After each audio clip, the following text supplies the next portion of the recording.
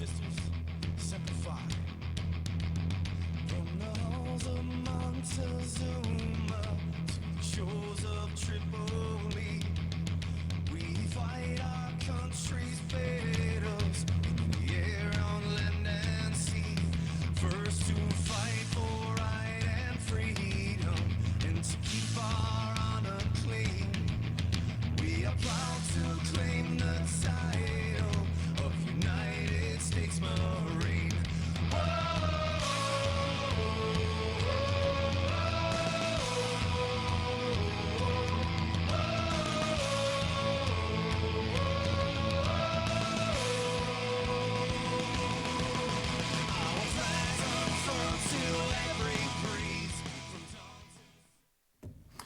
Good I gotta take that off so you guys can see me. Holy cow. I forgot my other cover, so I had to wear the baseball cap today. Anyway, good afternoon, good afternoon, good afternoon. Holy cow, it feels like it's been forever. My name is Mike Martioski. I am your host. Welcome to Semper 542. Today is Wednesday, March 6th.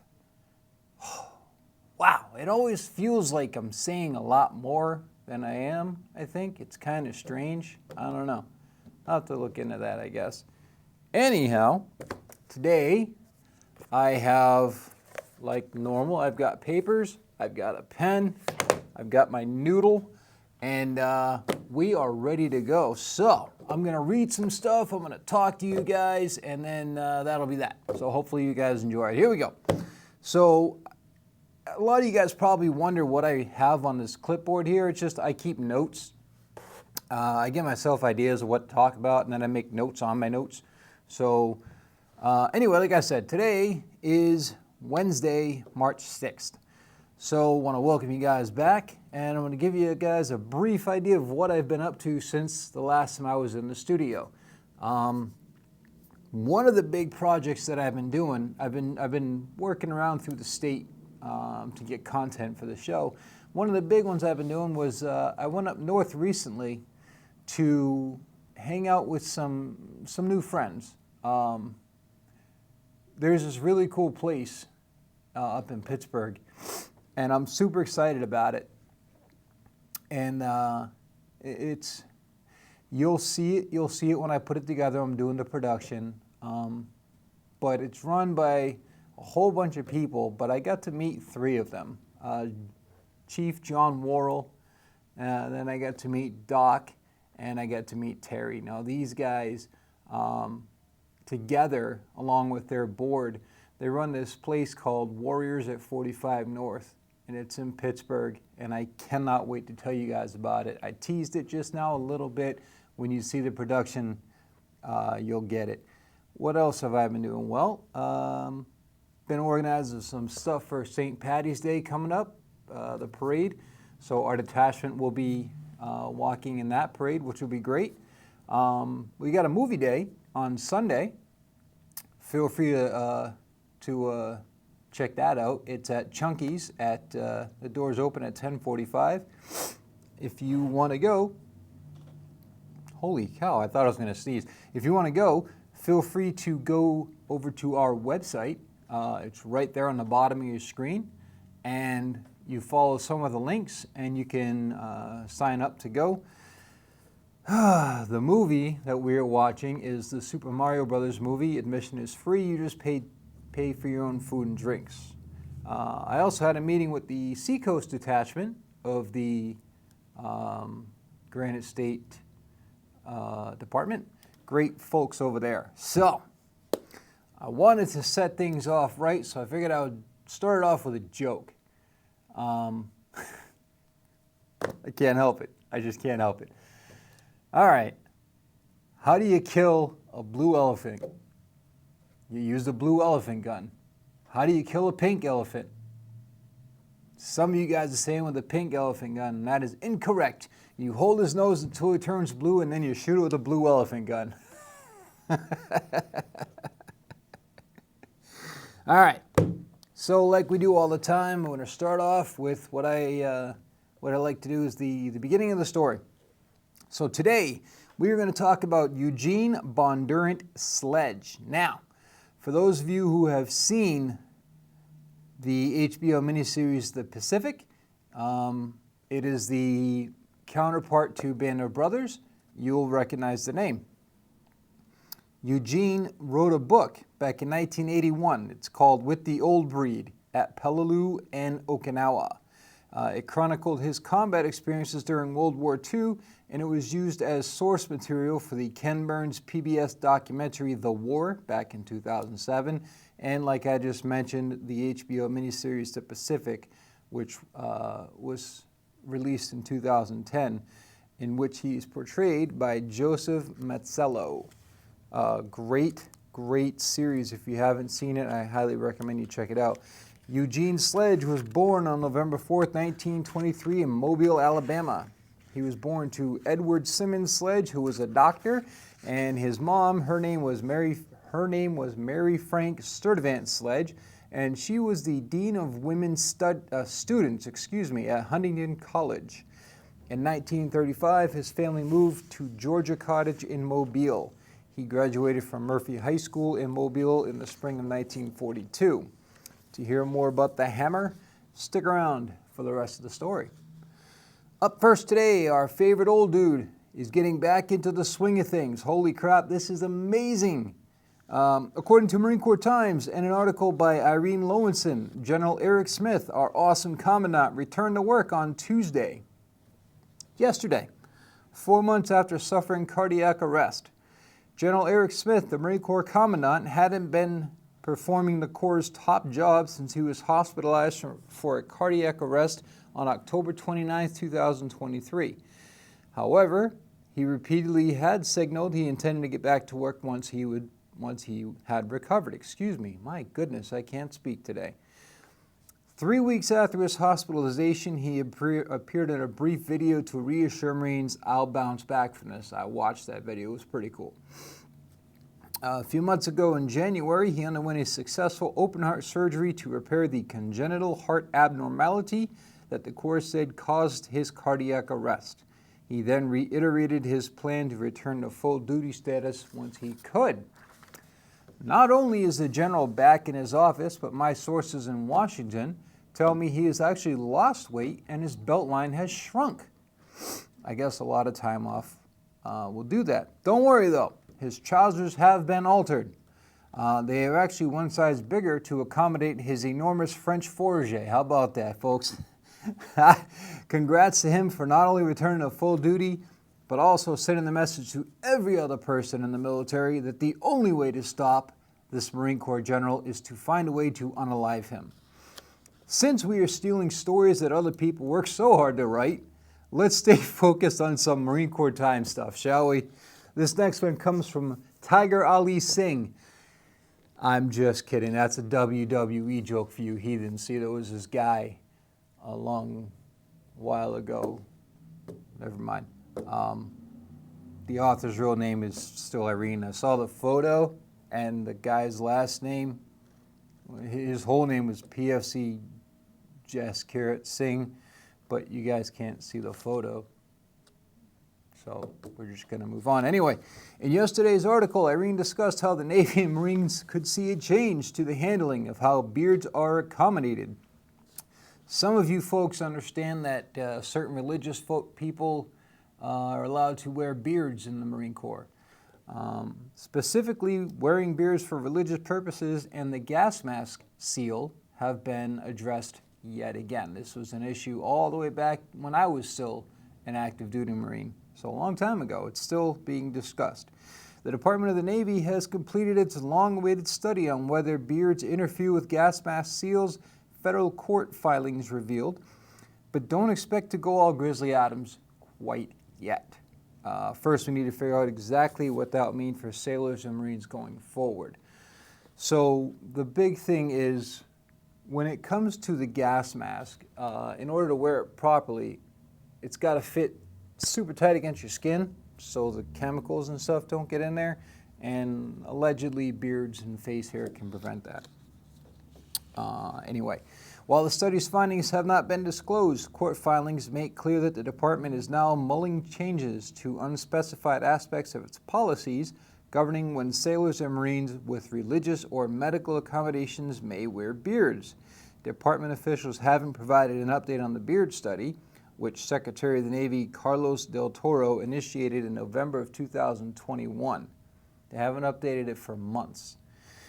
As recently as December of this past year, Del Toro's office did not respond to emails seeking an update on the study's status. Wow, that was like a tongue twister, study's status. Anyway, my inside source tells me that not only will SecNav continue to avoid the issue, but he will most likely grow a beard while doing it just because he can. Kind of his way of saying, na boo boo, now stick your head in doo doo. Do not despair, though. Filings in a lawsuit about beard accommodations for Marines of the, I can never say this the right way. I think it's called Sikh, S-I-K-H, faith, show that the Naval Health Research Center in San Diego completed the study and sent it to Del Toro by June of last year. How about that? It's almost like the Marines are waiting on the Navy to get the job done. If I had a nickel for every time that happened, frickin' Uber always running late, doing all the things. Anyway, now here's a public service announcement from the national headquarters of the Marine Corps, so we'll be serious for a moment. So for anybody who's asked, how do I request military awards and decorations? It's really quite simple. For the veteran, in general, the military services will work replacement medal requests for the veteran at no cost. This includes family members with the signed authorization of the veteran. For the next of kin, the process and cost for replacement medals differs among the service branches and is dependent upon who is requesting the medal, particularly if the request involves an archived record. For the general public, if the service member separated from military service 62 or more years ago, 6'2", the public may purchase a copy of the veteran's official military personnel file, or OMPF, to determine the awards due and to obtain the medals from a commercial source, places like Sergeant Grit and a few of those other places. If the service member separated less than 62 years ago, the public may request such information from the OMPF via the Freedom of Information Act. I thought I was going to sneeze again. I don't know what's going on. Anyway, the address to write to for medals for the Army, Navy, Marine Corps, and Air Force is the National Personnel Record Center, 1 Archive Drive in St. Louis, Missouri. For the Coast Guard, you're going to want to write to the Coast Guard Personnel Service Center, 4200 Wilson Boulevard, Suite 900, PSC PSDMA. Okay, so, yeah. There's more to that.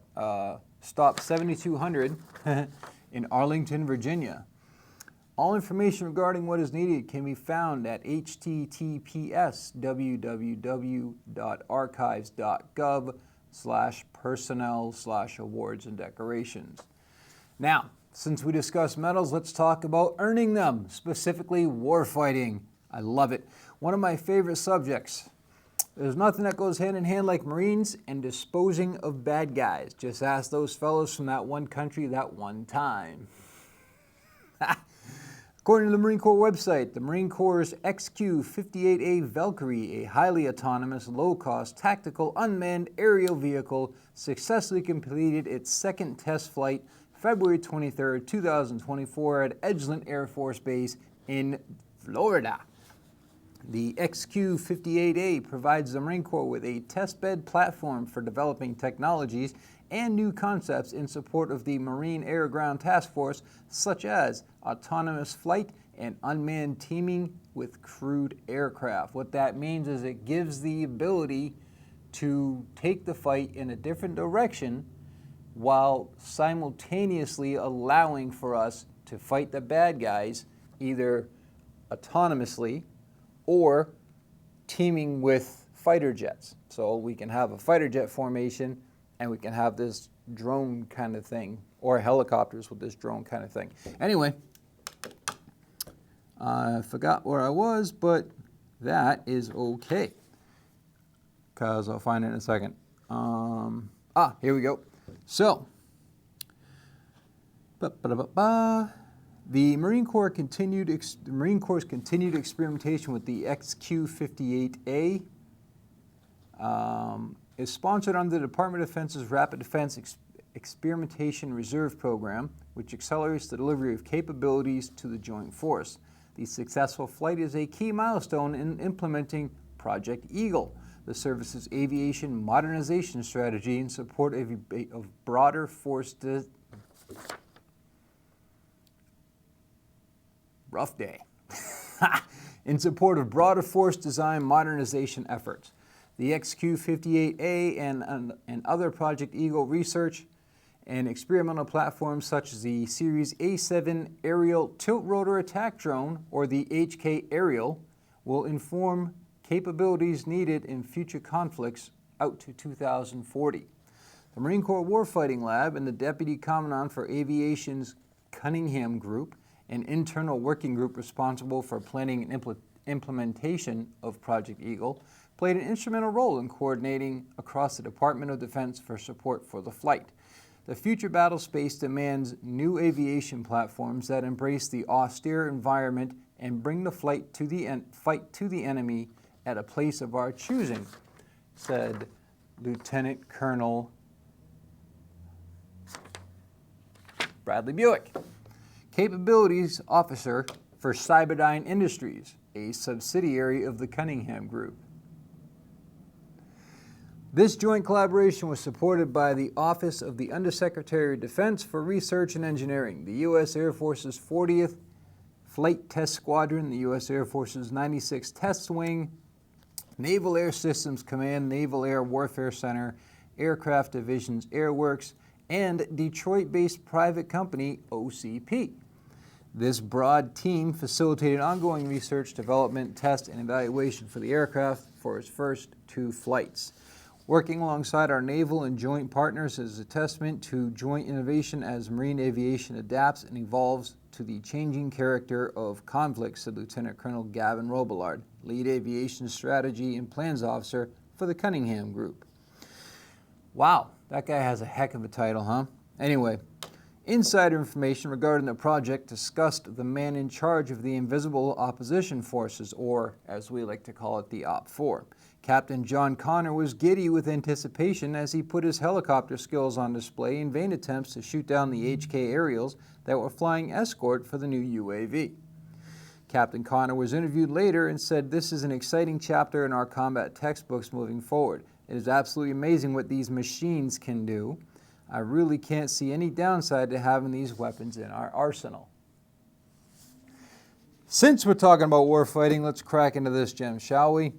The Chief of Naval Operations, Admiral Lisa Franchetti, and Assistant Commandant of the Marine Corps, General Christopher J. Mahoney, visited Austal USA, Ingalls Shipbuilding, and Bollinger, Mississippi Shipbuilding on March 4th, 2024, demonstrating the Navy and Marine Corps' full integration and commitment to delivering a warfighting event. They went and checked out some shipbuilding places, folks. That's what they did. That's a long paragraph to say that these 2 people went and checked out some places where they build ships. This visit gave my favorite pasta and cold cut the opportunity to see firsthand the shipyard's capability and capacity to hear from senior leadership and skilled craftsmen. The really cool part about this is there were 3 major contractors supporting amphibious shipbuilding as well as other Navy surface combatants. Olive Garden's signature dinner reiterated that the Navy's goal of a ready and capable fleet includes 31 amphibious ships. Well, I would hope they'd be amphibious because they got to go in the water.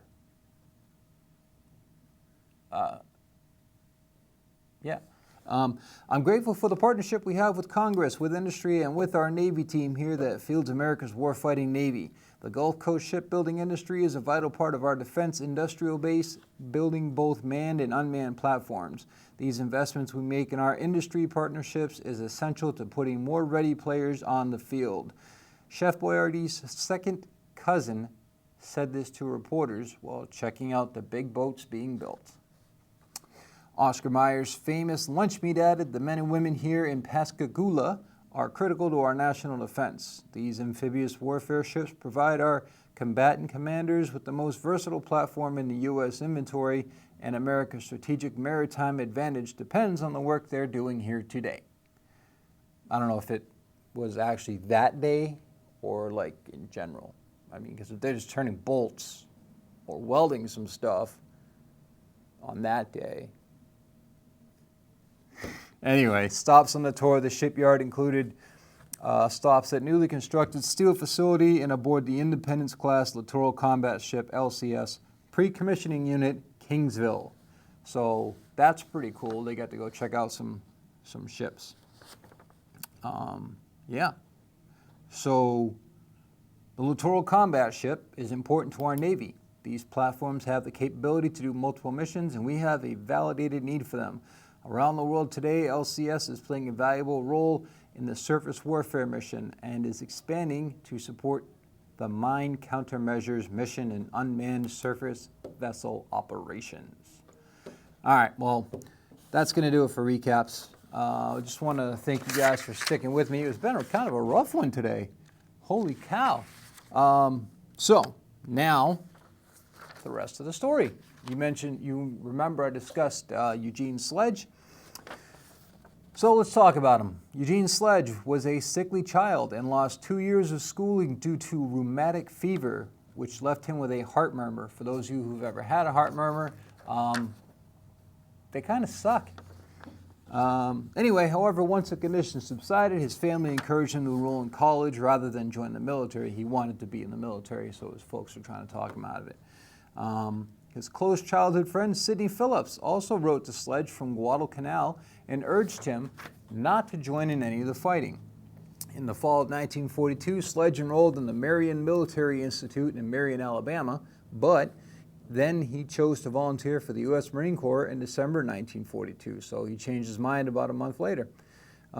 He was placed in the V-12 officer training program and was sent to Georgia Institute of Technology, where he and half of his detachment, quote, flunked out, so they would be allowed to serve their time as enlistees and not miss the war.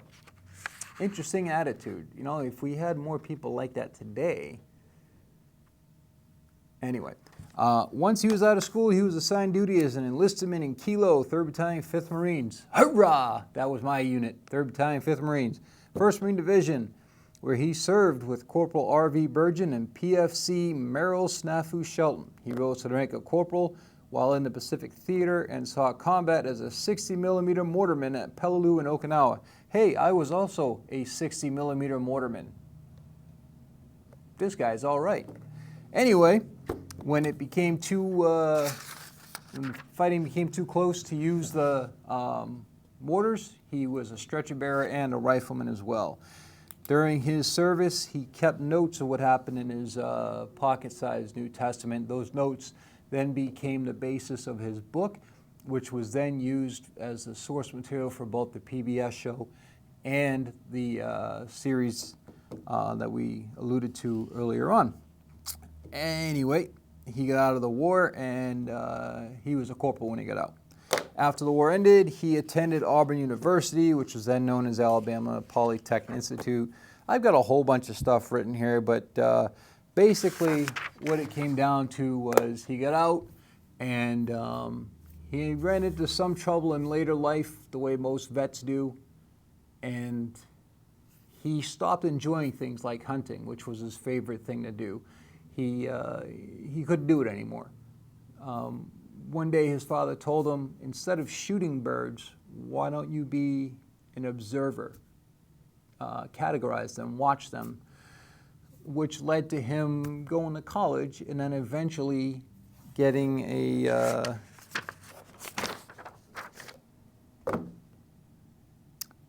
his degree. And throughout the rest of his life, he just kept studying, and eventually he received a doctorate in biology in 1960. In the summer of '62, he was appointed assistant professor of biology at Alabama College, where he was known and loved. In 1970, he became a professor, which he held until his retirement in 1990.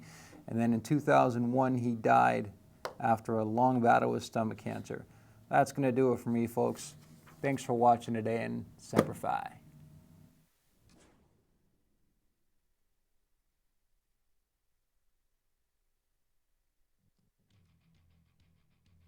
This song goes out to the men and women who exemplify the words honor, courage, and commitment.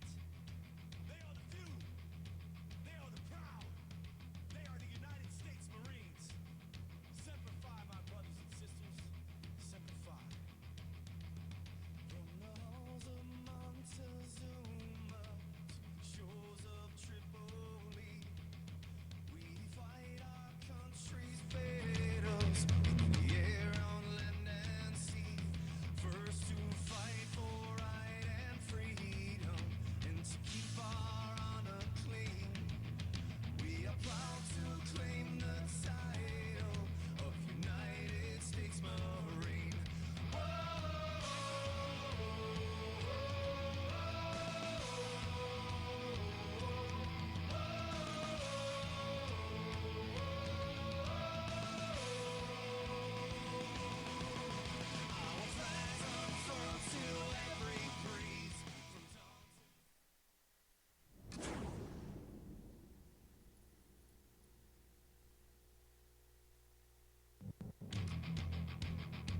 This song goes out to the men and women who exemplify the words honor, courage, and commitment.